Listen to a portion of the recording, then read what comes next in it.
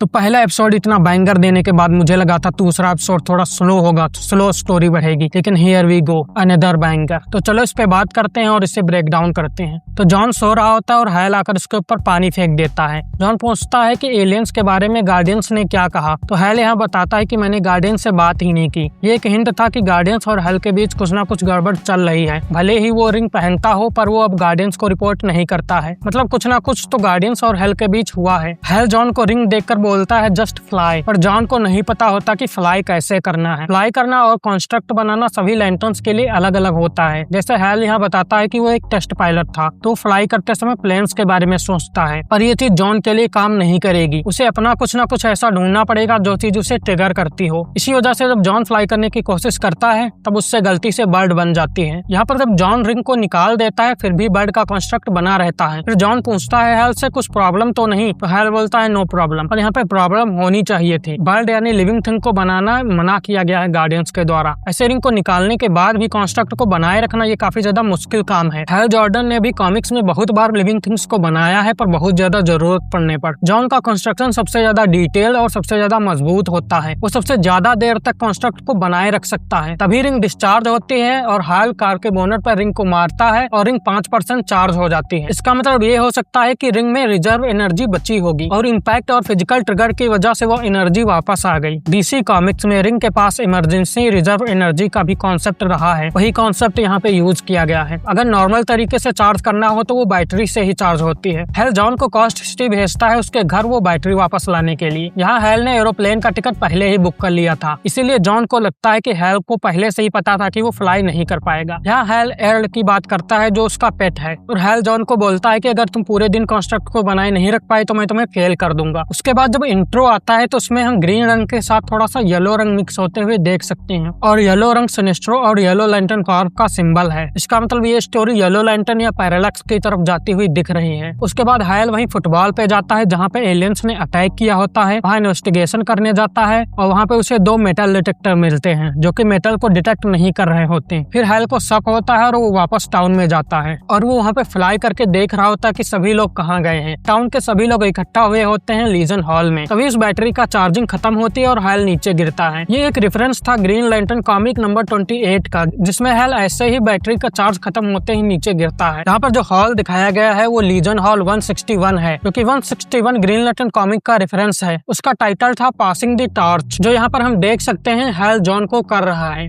Hell जब अंदर जाके देखता है तो वहाँ भी 2 डिटेक्टर पहले से ही मौजूद थे। बाद में पता चलता है कि ये असल में एलियन डिटेक्टर थे। तो क्वेश्चन ये उठता है कि इतनी एडवांस टेक्नोलॉजी आई कहाँ से। लेकिन अर्थ पे बात करें तो एलेक्स के पास इतनी एडवांस टेक्नोलॉजी हो सकती है, लेकिन यहाँ पे 2016 चल रहा है। सुपरमैन 2022 के आसपास दुनिया के सामने आया था, तो मुझे नहीं लगता ह्यूमंस को भी पता होगा कि पृथ्वी पर एलियंस इतने ज्यादा हैं 2016 में। वो दूसरा अगर देखे तो हम पीस मेकर में रडार दिखा था जो एलियन एनर्जी को डिटेक्ट कर सकता था। तो मुझे अभी तक नहीं लगता कि यहाँ पर 2016 में ह्यूमन ने किसी ने इतनी एडवांस टेक्नोलॉजी बनाई होगी, क्योंकि हैल भी यहाँ पे हैरान होता है। तो ये जरूर एलियन टेक ही होगा, और ये टेक यहाँ विलियम मैकॉन ने लगाया था, तो उसका कुछ ना कुछ कनेक्शन तो एलियंस के साथ है। आगे यहाँ पर शेरिफ का हस्बैंड और खुद शेरिफ केन हैल जॉर्डन से बार बार यही कह रहे थे कि तुम वापस चले जाओ, कॉस्ट सिटी वापस चले जाओ। तो मुझे यहाँ पे लगता है ये दोनों किसी न किसी चीज को छुपा रहे हैं और चाहते हैं कि हैल जॉर्डन उस चीज को ना देखे और उस खतरे में ना पड़े और यहाँ से वापस चला जाए। दूसरी तरफ जॉन हैल के घर पे पहुंच चुका है। यहाँ पर हैल का घर देखते हैं तो बहुत बड़ा है और अंदर से देखें तो काफी ज्यादा एम्प्टी भी दिखाई देता है। मतलब यहाँ पे हैल ज्यादा रुकता नहीं है।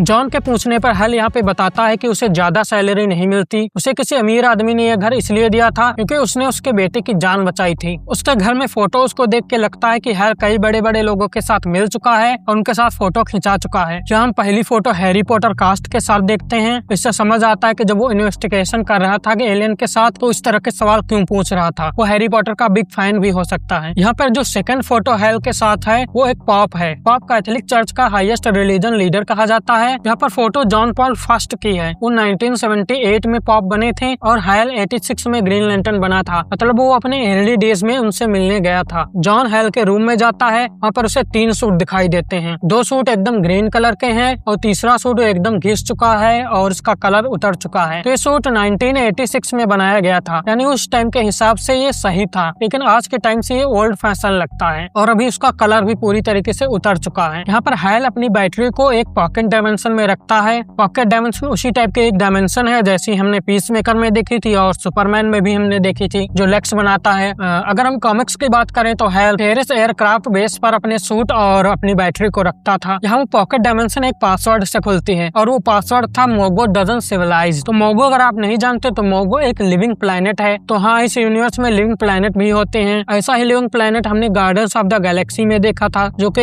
ईगो नाम का था। मोगो डजन सिविलाइज्ड एक कॉमिक रन का भी नाम था, जो कि बाद में ब्लैकेस्ट नाइट रन में जाकर मोगो सभी हीरोज की हेल्प करता है। यहाँ पे जॉन बैटरी ले लेता है, वहीं दूसरी तरफ देखते हैं हैल वहाँ पे जो एलियंस की बॉडी थी उन्हें चुरा लाता है और उन डिटेक्टर के पास ले जाता है ये चेक करने के लिए वो उनसे क्या होता है। तब उसे असल में पता चलता है ये एक एलियन डिटेक्टर थे और उसकी जांच पड़ताल करने के लिए वो विलियम मैकॉन के घर जाने लगता है। रास्ते में शेरिफ केन मिलती है, जिससे पता चलता है कि शेरिफ केन को भी पता था वो एलियंस डिटेक्टर के बारे में। फिर शेरिफ केन उसे ले जाते हैं मैकॉन के घर। इसी तरफ एरल को दिखाया जाता है, जो कि एक एलियन लिविंग प्लांट है और जॉन उसे मीट खिला रहा होता है, लेकिन उसके बिहेवियर को देख के पता चलता है कि वो सच में एक वीगन है। तो कॉमिक्स में भी हैल का एक पेट होता है जिसका नाम ईटी होता है, तो उसी तरीके से यहाँ पर भी एक रखा गया है। फिर जब जॉन वापस के रखने आता है तो कुछ लोग उस पर अटैक करते हैं। बाद में हमें पता चलता है कि सामने वाले एलियंस होते हैं, लेकिन जिस तरीके से जॉन ने यहाँ पे फाइट की वो काबिल तारीफ था। उसके पता चलता है कि उसकी मिलिट्री ट्रेनिंग कितनी अच्छे से हुई है। यहाँ पे जब जॉन बेहोश हो जाता है उसके बाद दोबारा उठ के कार में वो दोबारा फाइट करता है और यहाँ पे वो एलियन जो है वो एक हाथ से जॉन को इधर से उधर फेंक रहा होता है, जिससे पता चलता है वो एलियंस कितने ज्यादा ताकतवर हैं। यहाँ पे वो जॉन की बर्ड दिखाई गई थी, वो भी यहाँ पे जॉन की हेल्प करती है। यहाँ पे दो चीज समझ में आती है, जॉन जब बेहोश होता है तब भी वो बर्ड बनी रहती है।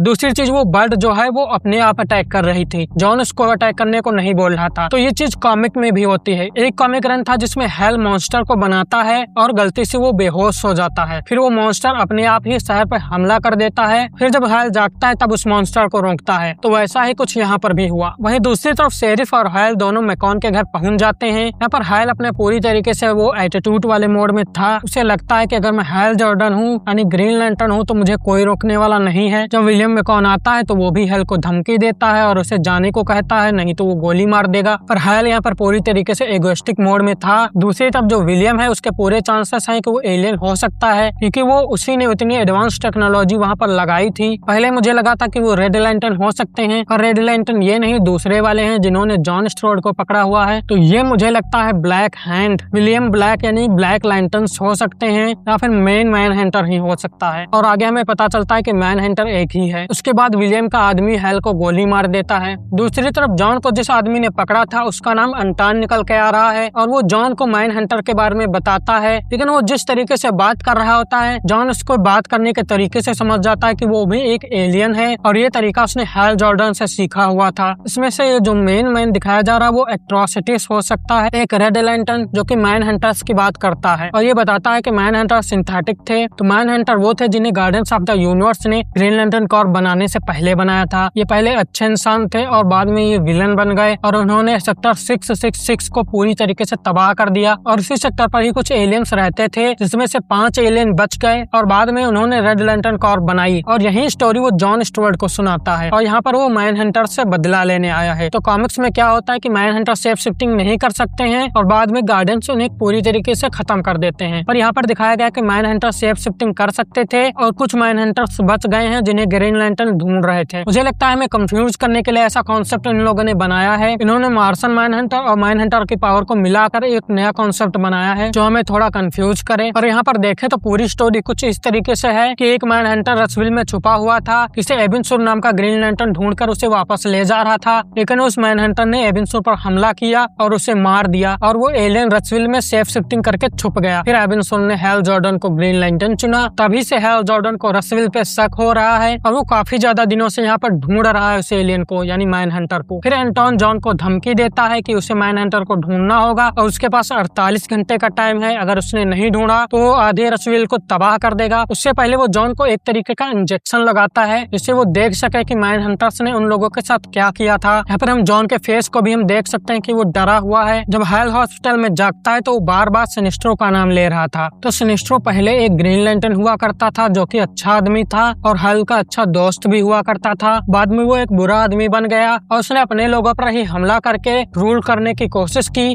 और उसे बाद में हैल जॉर्डन ने ही रोका और उसे ओवा के साइंस सेल में बंद कर दिया गया था। ओवा सेंटर ऑफ द यूनिवर्स है जहाँ सभी ग्रीन लैंटर्न और गार्डियंस का हेडक्वार्टर है। उसके बाद एक इंटरेस्टिंग चीज होती है है हैल जब पूछता है कैरी से कि तुम कहाँ से हो, तो वो बताती है कि मैं गौथम से हूँ। जो उसके पहला एपिसोड आया था उसमें कैरी किसी से बात कर रही थी, उसमें वो बार्ब को मेंशन करती है। तो यहाँ पर अब वो कंफर्म हो जाता है कि वो बारबरा गॉर्डन ही हो सकती है, और वो जिससे फोन पे बात कर रही थी वो जिम गॉर्डन था। जिम गॉर्डन वही पुलिस वाला है जो बैटमैन के साथ दिखाया जाता है। तो ऐसा हो सकता है कि इसने पहले कभी जिम गॉर्डन के साथ काम किया हो, या किसी तरीके से वो रिलेशन में हो जिम गॉर्डन के। उसके बाद हैल यहाँ पे नोटिस करता है कि वो हॉस्पिटल में पहला इंसान है जिसने हॉस्पिटल सीट पे साइन किया है, उसके पहले किसी का भी नाम नहीं है। वहाँ पे जितनी भी मशीनें हैं वो भी ऐसे ही रखी हुई हैं पैक करके। तो यहाँ पर शक होता है कि क्या पूरा टाउन है एलियन है, पर ऐसा तो नहीं हो सकता कि कोई यहाँ पर हॉस्पिटल में आया ही नहीं है, कोई बीमार ही नहीं पड़ता हो टाउन में। तो मुझे जो लगता है वो जो एलियन डिटेक्टर मशीन दिखाई गई थी वो केवल रेड लैंटर्न वाले एलियंस को ही डिटेक्ट करती है, बाकी एलियंस को नहीं। इसीलिए बाकी लोग जब अंदर जा रहे थे तो किसी को डिटेक्ट नहीं किया उसने। उधर जब जॉन रसविल में वापस पहुंचता है तो उसे जोई दोबारा मिलती है। तो जोई के कैरेक्टर पर भी हमें शक जाता है कि वो शायद कोई ना कोई एलियन हो सकती है, क्योंकि वो जिस तरीके से वो बार बार जॉन के स्टोर को मिल रही है, जिस तरीके से वो बार बार टकरा रही है, तो मुझे नहीं लगता कि वो नॉर्मल है। वो मुझे लगता है वो कोई प्लानिंग कर रही है, या फिर वो मैन हंटर से हो सकती है, या फिर वो स्टार सफायर हो सकती है। स्टार सफायर वायलेट लैंटर्न्स को कहा जाता है, जिसके होने के चांसेस काफी ज्यादा कम है, इसलिए अभी इन पे बात नहीं करेंगे। जॉन वापस होटल पहुंचता है तो हैल बाहर ही बैठा होता है और उसे बताता है कि उस पर स्नाइपर से विलियम ने अटैक करवाया। जॉन जब हैल को बैग देता है तो हैल जब बैग में देखता है तो सूट उसमें होता है। हैल पूछता है तुम सूट को क्यों लाए हो,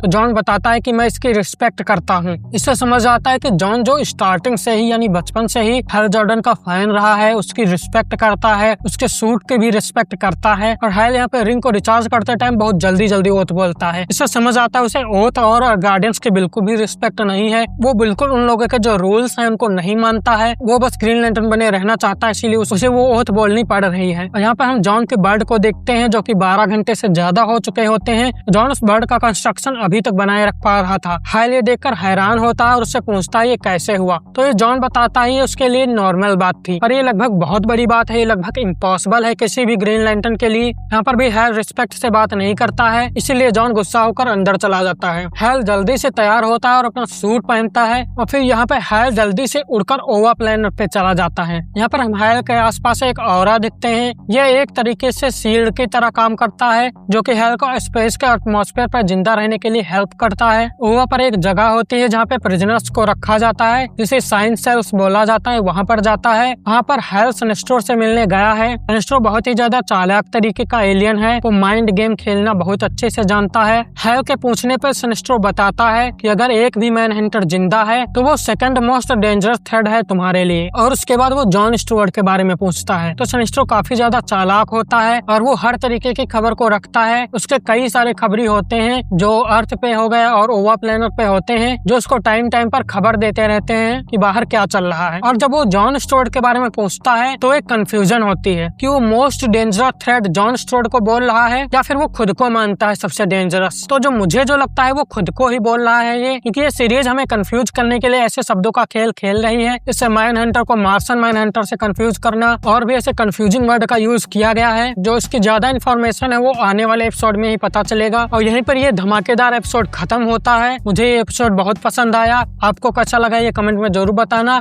आपके कोई इससे रिलेटेड थ्योरी हो तो कमेंट में जरूर शेयर करना, और वीडियो को लाइक जरूर कर देना। बहुत ज्यादा मेहनत लगती है ऐसे वीडियो बनाने में। और कमेंट करके बताना ये वीडियो आपको कैसा लगा। तो मिलते हैं नेक्स्ट वीडियो में। Bye bye.